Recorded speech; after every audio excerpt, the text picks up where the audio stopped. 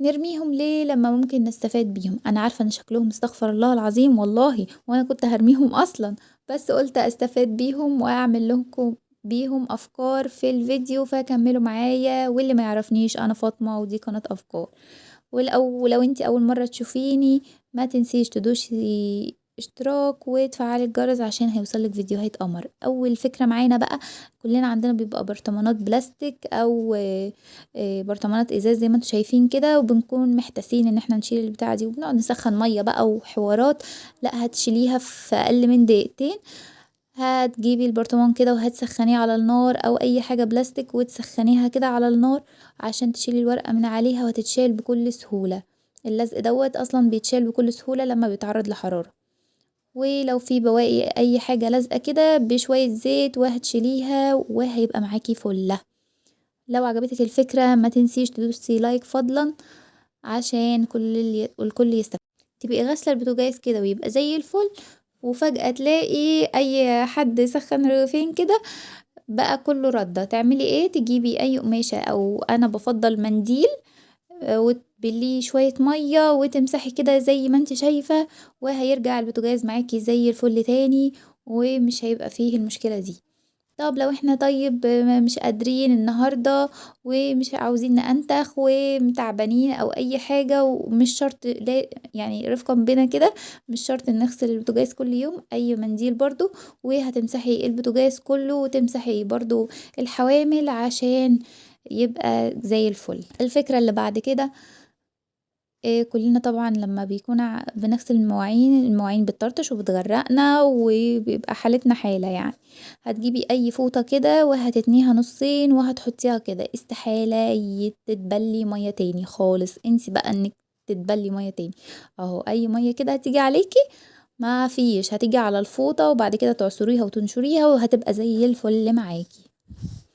الفكرة اللي بعد كده، كلنا طبعا ما بيبقاش عندنا سدادة تسد المية او تحجز المية، فبتنزل على الارض. هنعمل ايه؟ اي فوطة عندك او فوطين او 3 قدام، هتقومي شبكاهم في بعض كده باي خيط كأنه مشاية، وهتقومي حطاهم تحت، يشربوا المية ومحدش هيتزحلق، لا انتي ولا اطفالك ولا اي حد.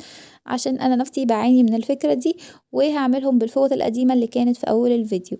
فكرة حلوة قوي. لو عجبتك ما تنسيش تضغطي لايك عشان الكل يستفاد، وما تنسوش تكتبولي رأيكم في الكومنتات عشان بيهمني جدا. الفكرة بقى بتاعتنا القمر. تعالي بقى اقولك هنعمل ايه. وصفة تحفة جبارة. شوية خل كده، شوية مية مغلية الاول ونحطهم في حل على النار، ونحط عليهم ربع كوباية خل. ده اللي في الكيس الابيض ده، بصوا بيفور ازاي. ده بيكربوناته، او اللي هي بيكربونات الصوديوم يعني. لو انتوا ما عندكوش بيكربونات، هتحطي كيس بيكنج باودر عادي، وعصير ليمونة زي ما انتوا شايفين كده. الوصفة دي تحفة وجبارة جدا، وبتشيل اي بقع، اي دهون، اي حاجة. تعمليها لكل حاجة عندك في المطبخ حقيقي يعني. هنحط بقى شوية بريل، وانا قلت ازود كمان شوية خل. دي هنعمل بقى بيها ايه؟ هنقلب كده وهنحط فيها اي قماش عندنا، اي فوطة، اي فوطة مطبخ هتعقميها وهتبقى فل. كل اخر اسبوع حاولي تحطي. اهم حاجة يا جماعة لازم تقفلوا النار عشان هيحصل كارثة دلوقتي والله. آه، هتعقمي بقى الفوط بتاعتك، بصوا زي الفل. البوتاجاز باظ. هي الوصفة بتفور خالص، فخلي بالكم اهم حاجة تكوني قافلة النار. فزي ما انتوا شايفين كده هنعقم بقى الفوط بتاعة المطبخ اخر كل اسبوع. انا الفوط ديت ركناها بقى لها فترة، كنت هرميها اصلا بس قلت اجرب فيها تاني يعني معاكم. طب عاوزين نحط لها تبقى ريحة حلوة، مش عارفة ايه، تحط لها اي مسك او عود او اي حاجة عندك، او بلاش الحاجات ديت، خليها حاجات طبيعية زي مثلا قشر البرتقال، قشر السفندي، او قرنفل اللي هو المسامير دي كده يعني، وهتبقى زي الفل. شايفين المية شكلها سودة وحالتها حالة. انا قلت بس الفكرة ديت انا اوريكم بقى قبل وبعد وانتوا احكموا بنفسكم، هيبقى تحفة. انا اديته كمان غسلة في الغسالة كده عشان هم حالتهم حالة الصراحة. بصوا بقت زي الفل.